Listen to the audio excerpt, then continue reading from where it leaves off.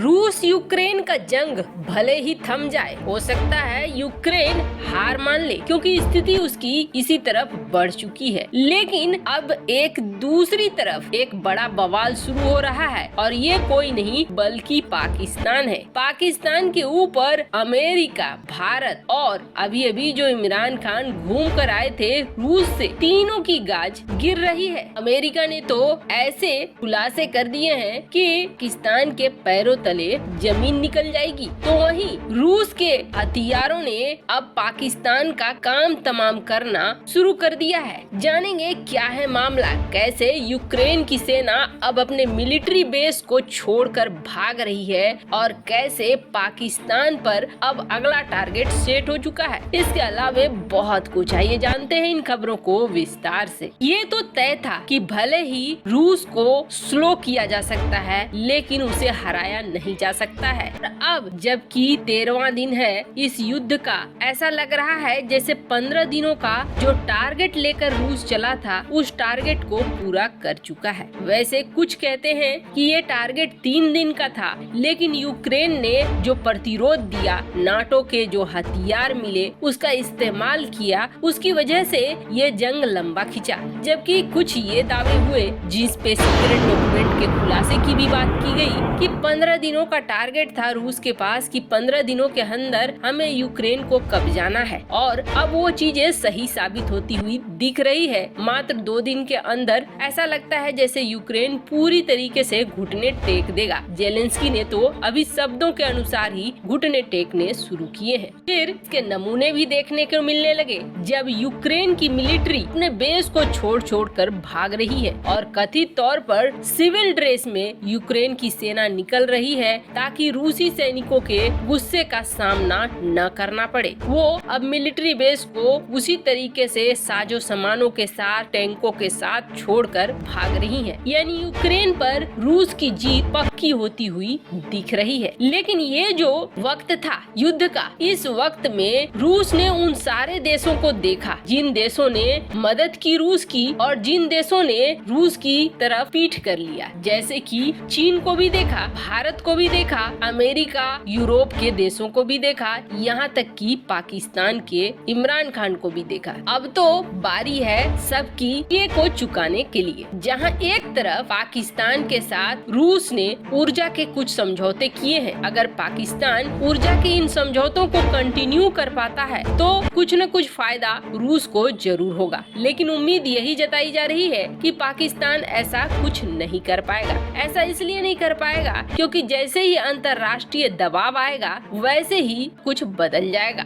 वैसे भी इस वक्त पाकिस्तान के प्रधानमंत्री इमरान खान के खिलाफ उनकी संसद में अविश्वास प्रस्ताव पेश किया गया है, जिसमें ये कहा गया है कि जिस तरीके से महंगाई बढ़ रही है और पाकिस्तान गरीबी की तरफ बढ़ रहा है, उससे पाकिस्तान का विनाश होना तय है और ऐसे में जल्द से जल्द इमरान खान को हटाना पड़ेगा। अगर यह अविश्वास प्रस्ताव पास हो जाता है तो वैसे ही इमरान खान को सत्ता से उतरना पड़ेगा और नया सदस्य आने के बाद उसकी रणनीति, विदेश नीति भी बदलेगी। क्योंकि अभी भी आधा से ज्यादा पाकिस्तानी ये समझते हैं कि अमेरिका पर भरोसा करना ज्यादा सही है क्योंकि वहाँ से डॉलर की बरसात होती है। लेकिन फिर दुविधा में खड़ा हो जाएगा पाकिस्तान। अभी से बैंड बजनी शुरू हो चुकी है पाकिस्तान की, जहाँ एक तरफ यूरोप का गुस्सा फटा पड़ा है तो वहीं दूसरी तरफ बलूच विद्रोहियों ने लगातार हमले करने शुरू कर दिए हैं। कल भी एक बड़ा हमला हुआ है जिसमें पाकिस्तानी सेना के जवान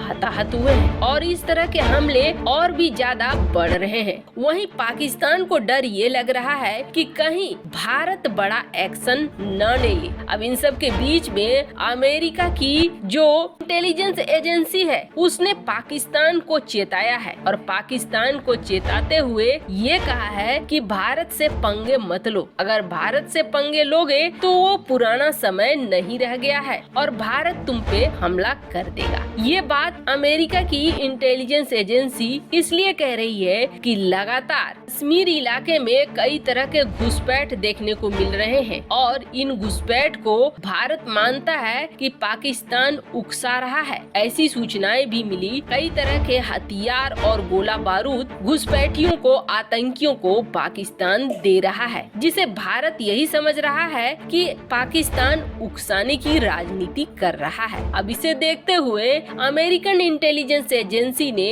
ये जारी किया है अपने आर्टिकल के जरिए कि पाकिस्तान अगर ये सोच रहा है कि पुराने समय की तरह भारत में घुसपैठ कराता रहेगा, उकसाता रहेगा और उसका जवाब नहीं मिलेगा, तो पाकिस्तान यहाँ पे गलत है। प्राइम मिनिस्टर नरेंद्र मोदी के लीडरशिप में पाकिस्तान के उकसावे का जवाब भारत दे सकता है। इसलिए पाकिस्तान को अपनी अगली कोई भी रणनीति अगर तय करनी है तो सोच समझकर तय करे, कहीं उसे लेने के देने न पड़ जाए। स्क्रीन पर आप आर्टिकल देख सकते हैं, अमेरिका ने पाकिस्तान को चेताया है और आपको बता दें, पाकिस्तान को जो ये चेतावनी अमेरिका की तरफ से मिली है, वहीं दूसरा सिरदर्द रूस ने पैदा कर दिया है पाकिस्तान के लिए। जो कटोरा खान गया हुआ था रूस, उसके कुछ फायदे नजर नहीं आ रहे हैं, बल्कि उसके नुकसान जरूर नजर आने लगे हैं। भारत ने पहले ही जब से S-400 की तैनाती सीमा पर की है, तब से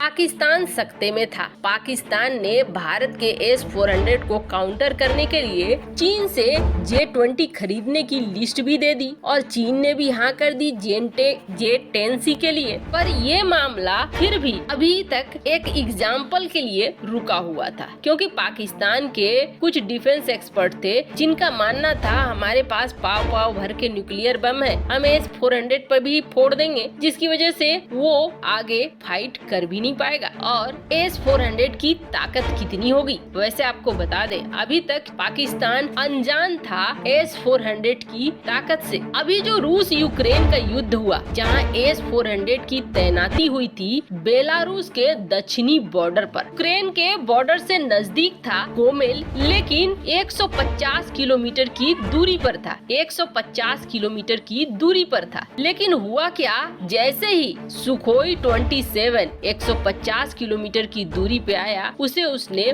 मारकर गिरा दिया। S-400 ने यूक्रेन की सीमा के अंदर ही यूक्रेन के फाइटर जेट को मारकर गिरा दिया। भारत भी पाकिस्तान के सीमा पर S-400 को तैनात कर चुका है और भारत के पास 2 रेंज की मिसाइलें आ चुकी है, एक जो 400 किलोमीटर रेंज की है और दूसरा जो 250 किलोमीटर रेंज की है। को बता दें, S-400 4 रेंज की मिसाइलों का इस्तेमाल करता है, 400 किलोमीटर, 120 किलोमीटर, 40 किलोमीटर और 250 किलोमीटर की। पंजाब में तैनात भारत का S-400 पूरे इस इलाके में, पाकिस्तान के अंदर भी जो बेस बने हुए हैं, वहाँ भी भारत के लिए सुरक्षा दे रहा है। ऊपर से रूस ने टेंशन ये बढ़ा दी है कि रूस ने ये कहा है कि आने वाले जून में भारत को दूसरा S-400 भी मिल जाएगा। ऐसे आपको क्या लगता है, पूरे जियोपॉलिटिक्स में पाकिस्तान न तो घर का रहा न घाट का रहा? कमेंट कर अपनी राय जरूर बताएं। जल्द मिलते हैं अगले वीडियो में नई खबर के साथ।